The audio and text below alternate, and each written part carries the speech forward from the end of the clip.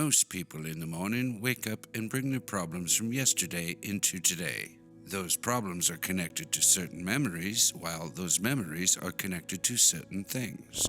Your brain is like a pre-recorded message that plays in a loop every single day. Now, if your brain is a record of your past, and you wake up each and every day, your brain is thinking and responding to living in that past.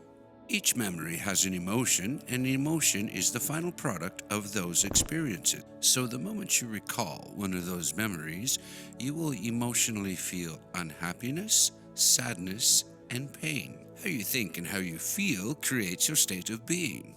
In other words, it creates your character. If your entire state of being comes from your past, that means before long, your past will inevitably become your future. For example, something that happened to you yesterday made you quite angry, and today when you woke up, you think about it and you become angry all over again. If you keep doing this for a few days, people will think that you are just having a bad day. If you keep doing this for a longer period, such as a week, people will think that you are in a bad mood. If you do this long enough, this will eventually become part of your character. You will be known as someone who is always angry. So as you can see, your thoughts definitely have something to do with your destiny.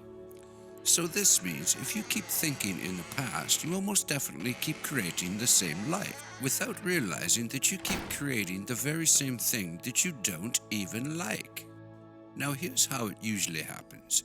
You wake up, you grab your phone, you check your socials, you send a few emails, then you check the news, and now you feel really connected to everything that is known in your life.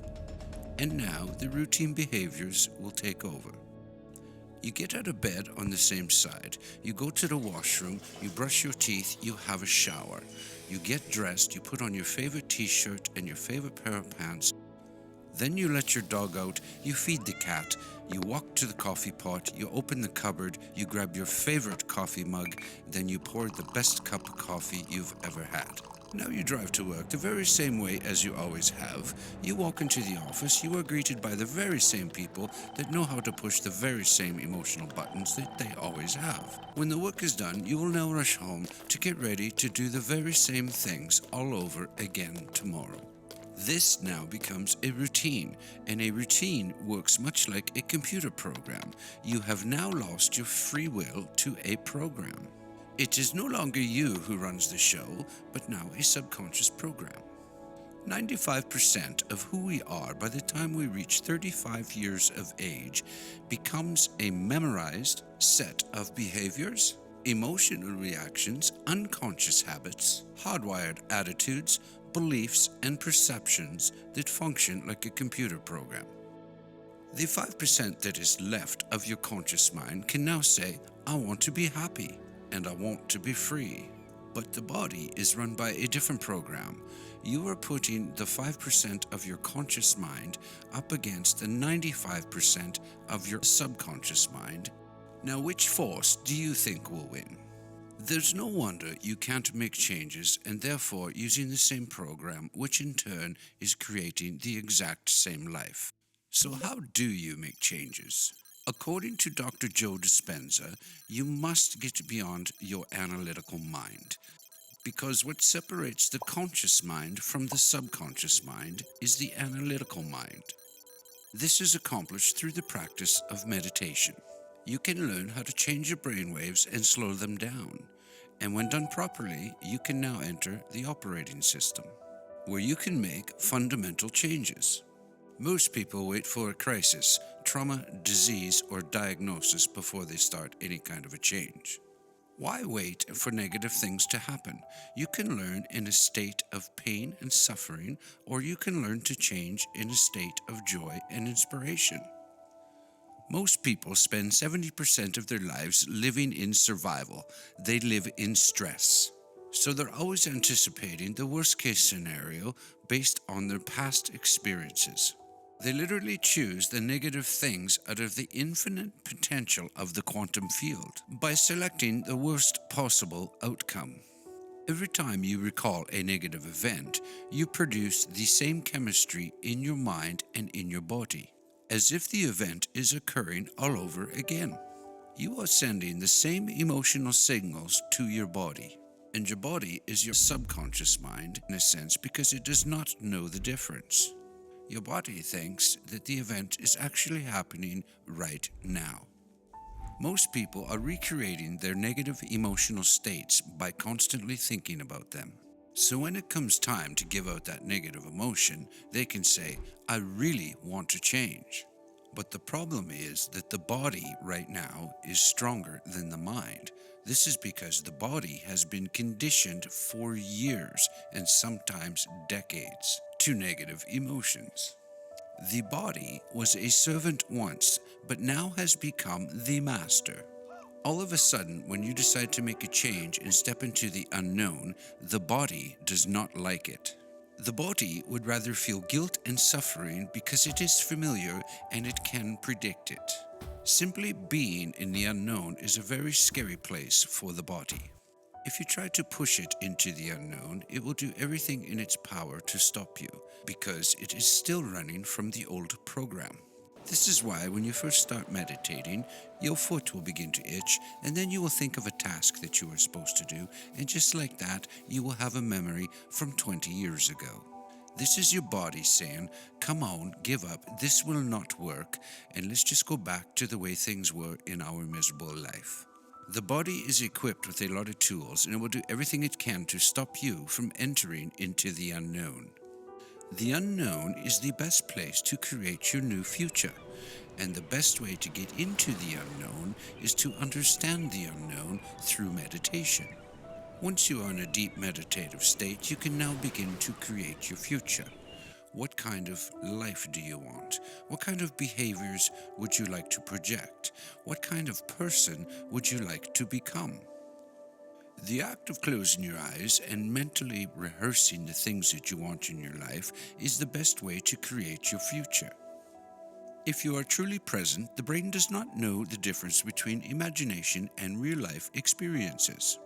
Through the act of imagination, you are now installing the software programs needed for your future life. Now your brain is no longer a record of your past, but is now a map to your future. The hardest part is to teach your body what the emotional connection will feel like before the actual experience. Simply imagining it is not enough. You need to emotionally experience it in a feeling within your body. If thoughts are the language of the brain, then most definitely feelings are the language of the body. It is through feelings and emotions that your body finally understands what your mind is trying to tell you. If you don't feel anything, then that means that your body does not receive the signal. It's like the internet modem in your home. The internet is working, but you can't connect because you've turned off the Wi-Fi signal on your phone. The moment you start feeling the emotions of your thoughts, you are now connected to your internet. And you can now start to download your future life.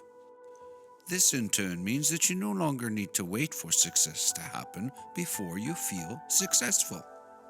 You don't need to wait for wealth to feel abundant. You no longer need to wait for your relationship to feel love.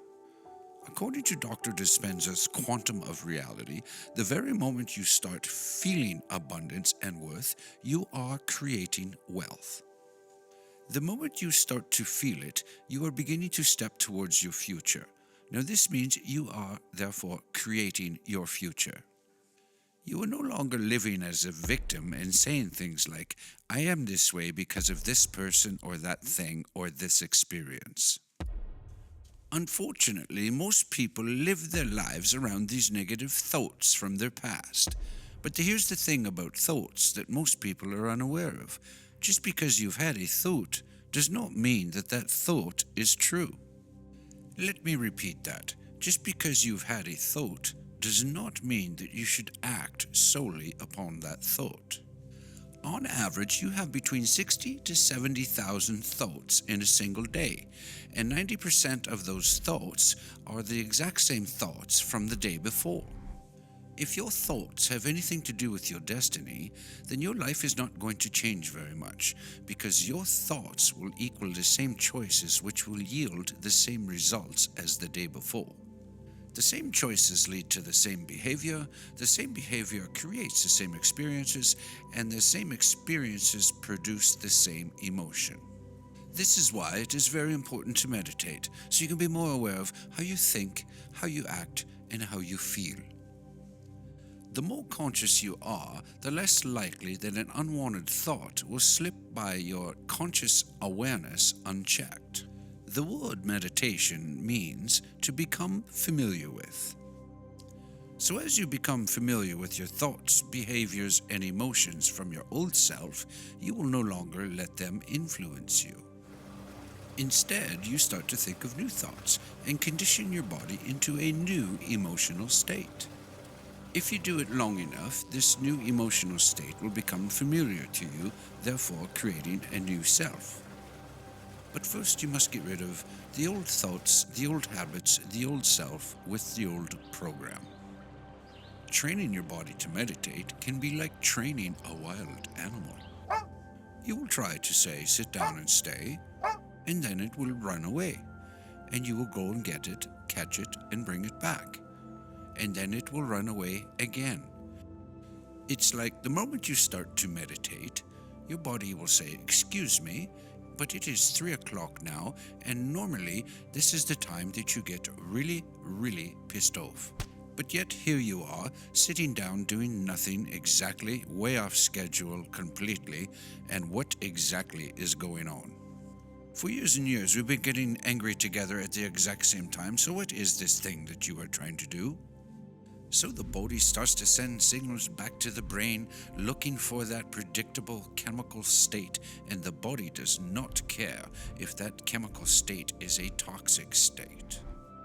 Every time you become aware of what your body is doing and you bring attention to the present state, you are telling your body that it is no longer the mind and you are now the mind. And now your will is getting much greater than the program. And if you do this over and over again, just like a trained dog, it will sit down and obey. The very moment the body surrenders, there is a liberation of energy. You go from particle to wave, from matter to energy, and you free yourself from those emotional chains that keep yourself in the familiar past. If you do this for just 7 days, you will already begin to see a very positive change in your life. You will start catching yourself more often and avoid going back to the very familiar unhappy self. Of course, you will need to repeat this process until your future reality becomes your very current reality.